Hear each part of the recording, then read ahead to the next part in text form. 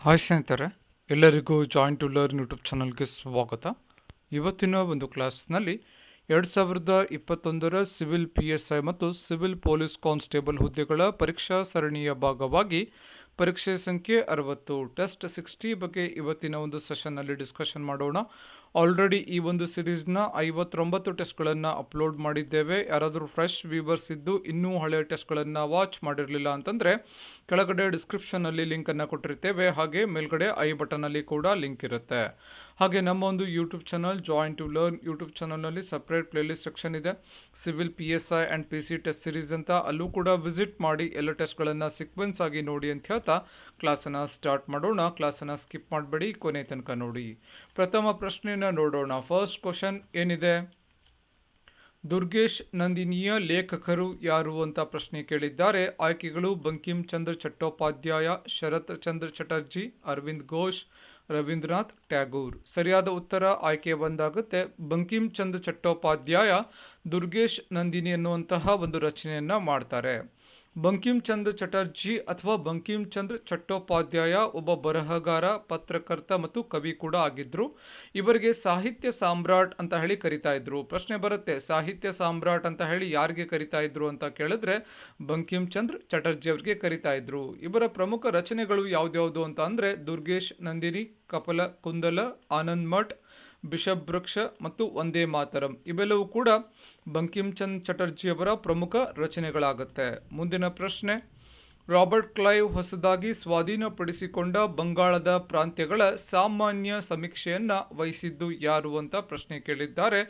ಆಯ್ಕೆಗಳು William Lambton, Alexander Cunningham, Colin Mackenzie, James Rennell. ಸರಿಯಾದ ಉತ್ತರ ಆಯ್ಕೆ 4 ಆಗುತ್ತೆ. ಜೇಮ್ಸ್ ರನ್ನೆಲ್ ರಾಬರ್ಟ್ ಕ್ಲೈವ್ ವಶಪಡಿಸಿಕೊಂಡಂತಹ ಬಂಗಾಳದ ಪ್ರಾಂತ್ಯಗಳ ಒಂದು ಸಾಮಾನ್ಯ ಸಮೀಕ್ಷೆ ಅಂದರೆ ಒಂದು ಜನರಲ್ ಸರ್ವೆಯನ್ನ ಮಾಡ್ತಾರೆ. ಯಾರು? ಜೇಮ್ಸ್ ರನ್ನೆಲ್. ಬಂಗಾಳದ ಸರ್ವೇಯರ್ ಜನರಲ್ ಆಗಿ ಜೇಮ್ಸ್ ರನ್ನೆಲ್ ಕೆಲಸವನ್ನ ಮಾಡಿದ್ರು. ಜೇಮ್ಸ್ ರನ್ನೆಲ್ಗೆ ಫಾದರ್ ಆಫ್ ಓಷಿಯೋನೋಗ್ರಾಫಿ ಅಂತ ಕರೀತಾರೆ.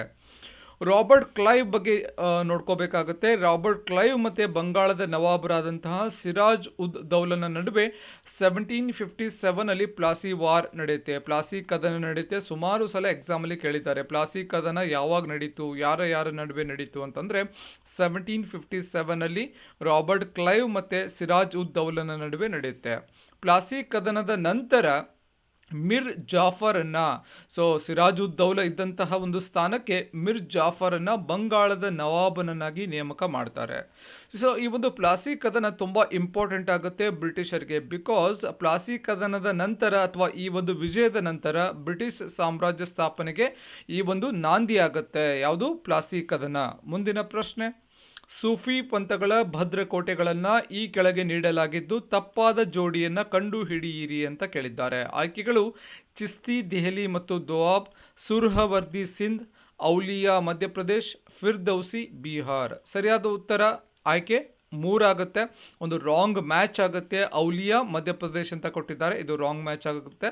ರಿಮೈನಿಂಗ್ ಚಿಸ್ತಿ ಬರೋದು ದೆಹಲಿ ಮತ್ತು ದೋಆಬಲ್ ಕಂಡು ಬರುತ್ತೆ, ಸುರ್ಹವರ್ದಿ ಸಿಂಧ್ ಅಲ್ಲಿ, ಅದೇ ರೀತಿ ಫಿರ್ದೌಸಿ ಬಿಹಾರ್ನಲ್ಲಿ. ಸೂಫಿ ಪದದ ಅರ್ಥ ಏನು ಅಂತ ಕೇಳಿದ್ರೆ ಪರಿಶುದ್ಧ, ಅಂದ್ರೆ ಪ್ಯೂರಿಟಿ ಅಂತ ಇಂಗ್ಲಿಷಲ್ಲಿ ಕರಿತೀವಿ, ಪರಿಶುದ್ಧ. ಸೂಫಿ ಸಂತರು ಮುಸ್ಲಿಂ ಅನುಯಾಯಿಗಳಾಗಿದ್ದು ಉಣ್ಣೆಯ ಬಟ್ಟೆಯನ್ನ ತೊಡ್ತಾ ಇದ್ರು. ಚಿಸ್ತಿ ಇಂಪಾರ್ಟೆಂಟ್ ಆಗುತ್ತೆ. ಇದರ ಒಂದು ಪ್ರವರ್ತಕ ಅಥವಾ ಮುಖ್ಯಸ್ಥರು ಯಾರಾಗಿದ್ರು ಅಂದ್ರೆ ಖ್ವಾಜಾ ಮೊಹಿನುದ್ದೀನ್ ಚಿಸ್ತಿ ಪಂಥದ ಒಂದು ಪ್ರವರ್ತಕರಾಗಿರ್ತಾರೆ. ಅದೇ ರೀತಿ ಸುರ್ಹವರ್ದಿ, ಇದರ ಪ್ರವರ್ತಕರು ಶೇಖ್ ಸಿಹಾಬುದ್ದೀನ್ ಸುರ್ಹವರ್ದಿ.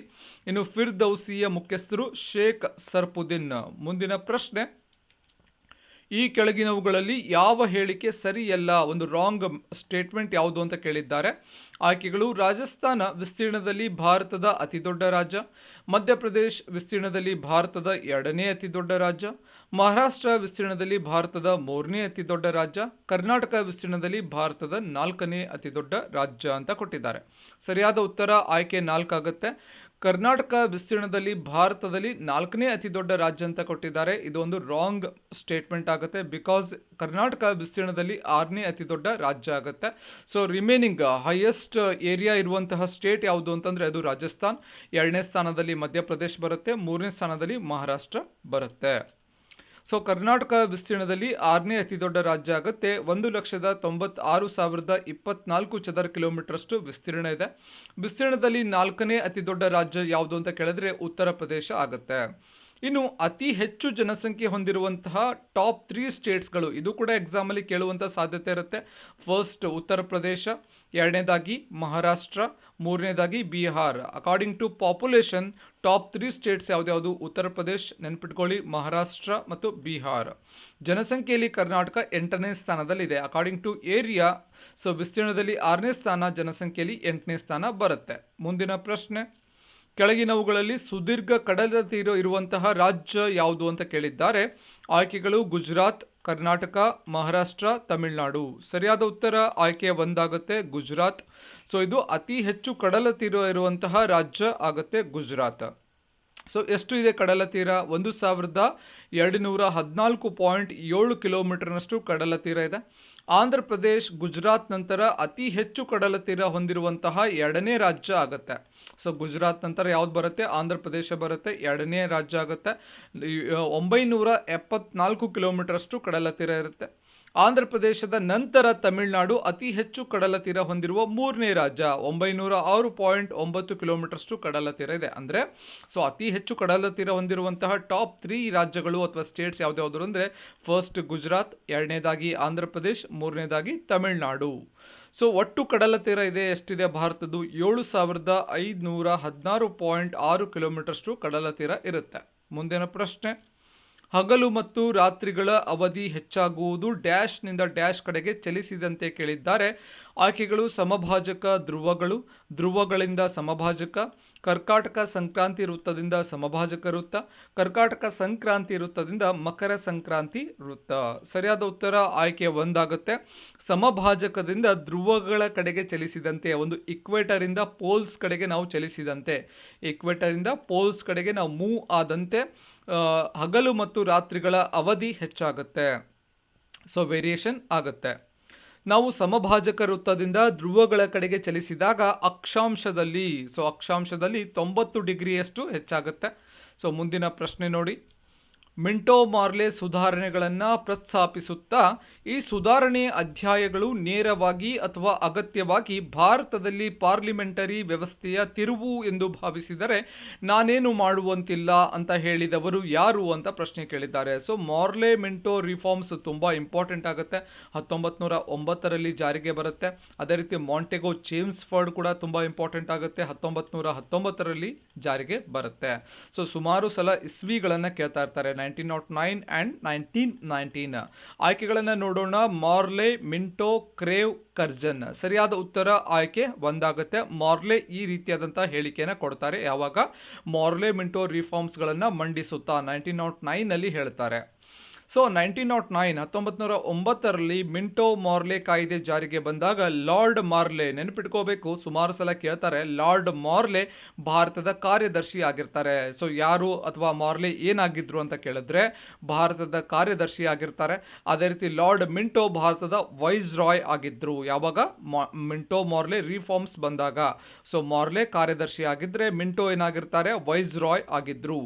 ಈ ಕಾಯ್ದೆ ಮೂಲಕ ಪ್ರತ್ಯೇಕ ಮತದಾರ ವರ್ಗದ ಪರಿಕಲ್ಪನೆಯನ್ನ ಒಪ್ಪಿಕೊಳ್ಳೋದರ ಮೂಲಕ ಮುಸ್ಲಿಮರಿಗೆ ಒಂದು ಕೋಮು ಪ್ರಾತಿನಿಧ್ಯ ಪದ್ಧತಿಯನ್ನು ಜಾರಿಗೆ ತರಲಾಗುತ್ತೆ ಯಾವಾಗ? 1909ನಲ್ಲಿ. ಅಂದ್ರೆ ಕೋಮು ಪ್ರಾತಿನಿಧ್ಯ ಅಂದ್ರೆ ಏನು ಹಾಗಾದ್ರೆ?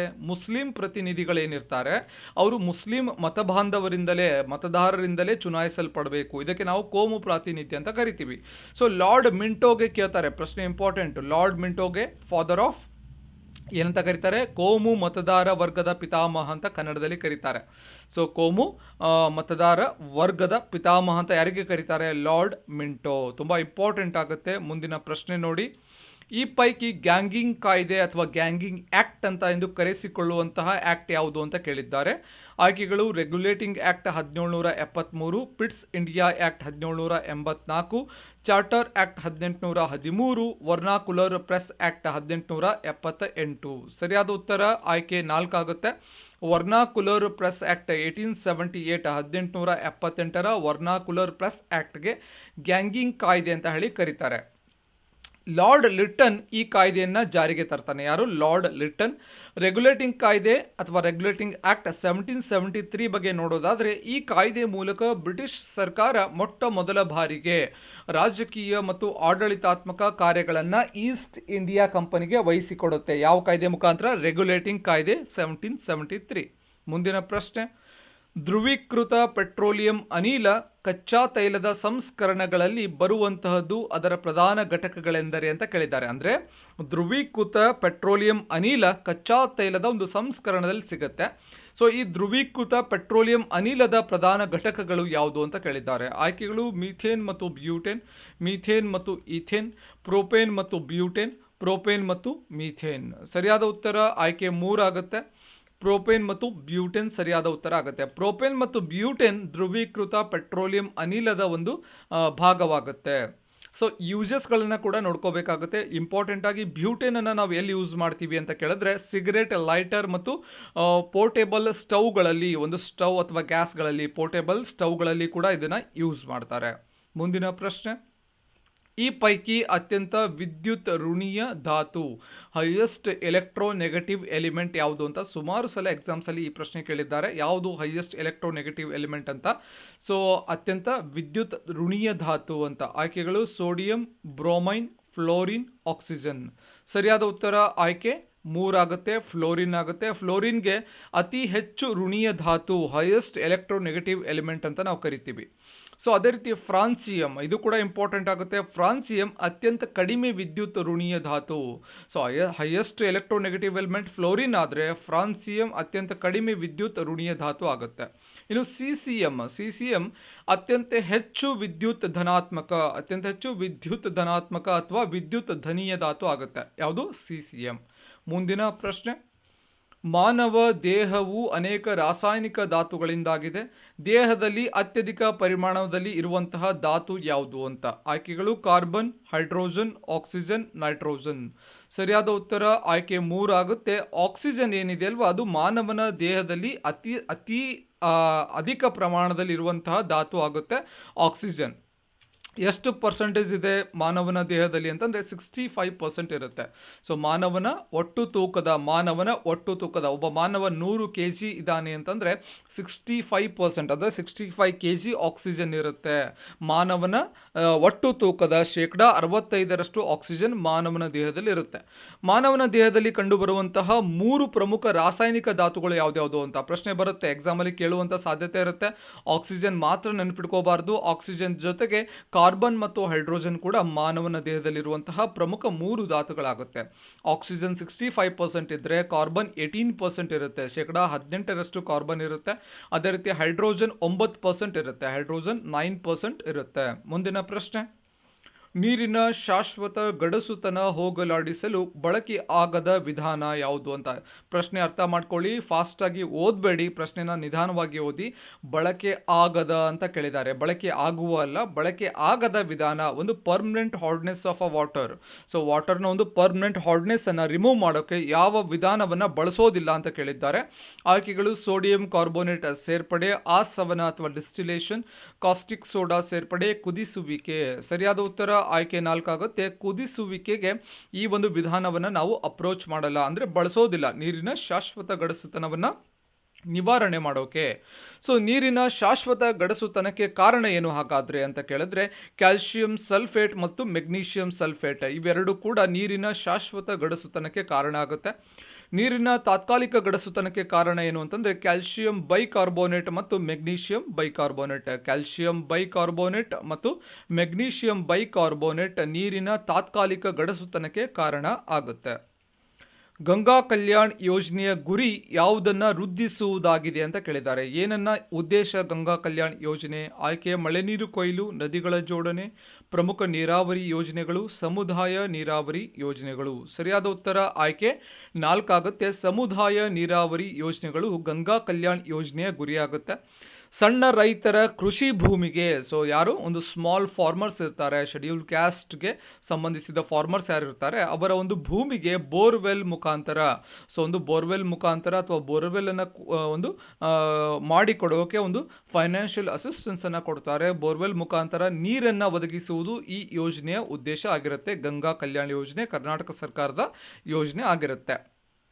ಮುಂದಿನ ಪ್ರಶ್ನೆ, ದೀನ್ ದಯಾಳ್ ಉಪಾಧ್ಯಾಯ್ ಗ್ರಾಮ್ ಜ್ಯೋತಿ ಯೋಜನೆಯನ್ನು ಯಾವ ಉದ್ದೇಶಕ್ಕಾಗಿ ಜಾರಿಗೆ ತರಲಾಗಿದೆ ಅಂತ ಕೇಳಿದ್ದಾರೆ. ಆಯ್ಕೆಗಳು: ನೀರಾವರಿ ಪಂಪ್ ಸೆಟ್ಗಳಿಗೆ ವಿದ್ಯುತ್ ಒದಗಿಸಲು, ಹಳ್ಳಿಗಳನ್ನು ವಿದ್ಯುದೀಕರಣಗೊಳಿಸಲು, ಹಳ್ಳಿಗಳ ರಸ್ತೆ ದೀಪಗಳಿಗೆ ವಿದ್ಯುತ್ ಸರಬರಾಜು ಮಾಡಲು, ನಗರದ ಸ್ಥಳೀಯ ಸಂಸ್ಥೆಗಳ ರಸ್ತೆ ದೀಪಗಳಿಗೆ ವಿದ್ಯುತ್ ಪೂರೈಕೆ ಮಾಡಲು.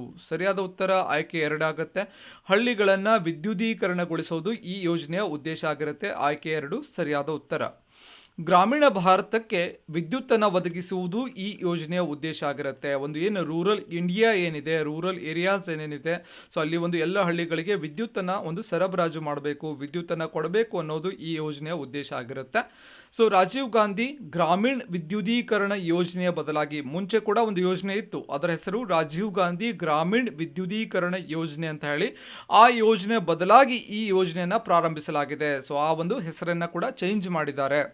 ಸೊ ಈ ಯೋಜನೆ ಪ್ರಾರಂಭವಾಗಿದ್ದು 2015ರಲ್ಲಿ ಈ ಯೋಜನೆ ಪ್ರಾರಂಭವಾಗಿತ್ತು.